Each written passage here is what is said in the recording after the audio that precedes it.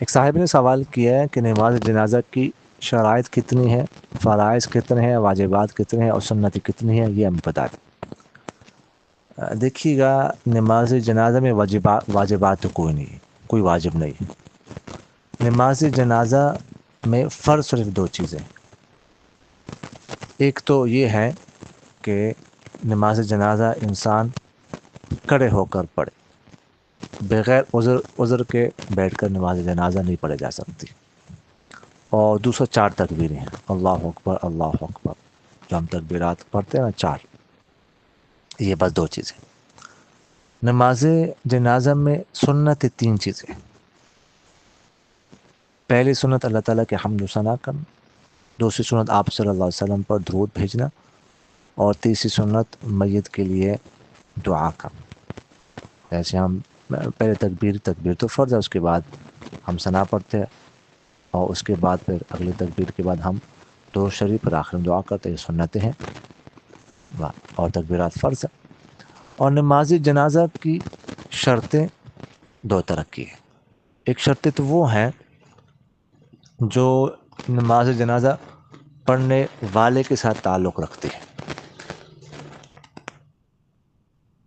تو نماز جنازہ پڑھنے والوں کے لیے وہی شرطیں ہیں جو دیگر نمازوں کے لیے، طہارت وغیرہ، سطر وغیرہ کا چھپانا وغیرہ ذالک، لیکن 2 چیزوں میں فرق ہے۔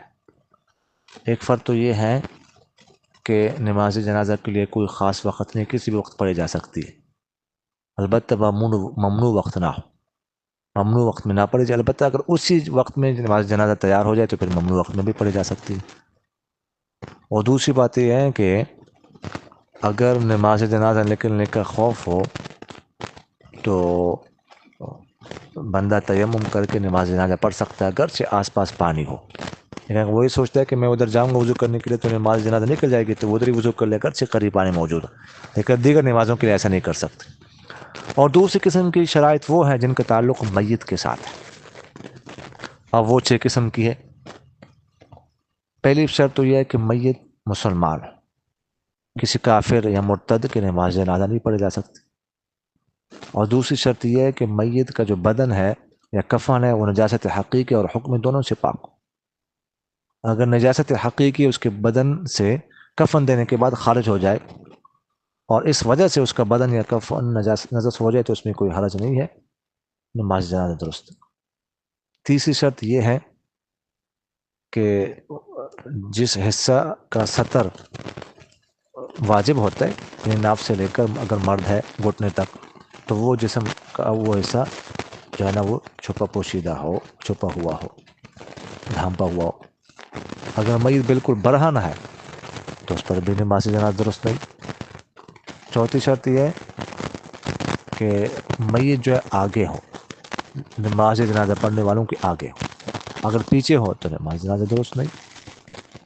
پانچویں شرط یہ ہے کہ میت یا جس چیز پر میت کو رکھا گیا ہے وہ زمین پر رکھی ہوئی وہ چیز اوپر زمین سے نہ ہو۔ اور چھٹی شرط یہ ہے کہ میت وہاں پر موجود ہو، اگر میت موجود نہ ہو تو نماز جنازہ صحیح نہیں ہے۔ یہی وجہ ہے کہ غائبان نماز جنازہ صحیح نہیں ہے۔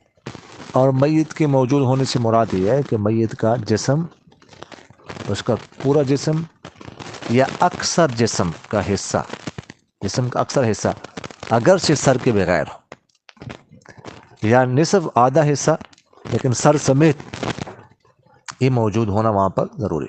اگر میت کا اس قدر حصہ موجود نہ ہو وہاں پر، ٹھیک ہے، آدھے سے بھی کم حصہ ہے، بس کچھ ہڈیاں وغیرہ ملی ہوئی ہیں، جیسے بعض اوقات جو ہے نا وہ جہاز میں گر جاتے ہیں تو اس طرح کچھ ہڈیاں ہوتی ہے، بالکل تھوڑا سا حصہ ملتا ہے، تو اس صورت میں جو ہے نا نماز جنازہ پڑھنا صحیح نہیں ہے۔ اور نماز جنازہ جو ہے فرض کفایہ ہے، اگر ایک آدھ شخص بھی پڑھ لے تو باقی جن حضرات کا علم ہو وہ گناہ سے بچ جائیں گے۔ ایک بندہ بھی پڑھ لے بس کافی ہے، نماز جنازہ کے لیے جماعت شرط نہیں ہے کہ جماعت کے ساتھ پڑھی جائے، ایک شخص بھی پڑھ سکتا ہے، باقی سب گناہ سے بچ جائیں گے۔ جزاکم اللہ خیر۔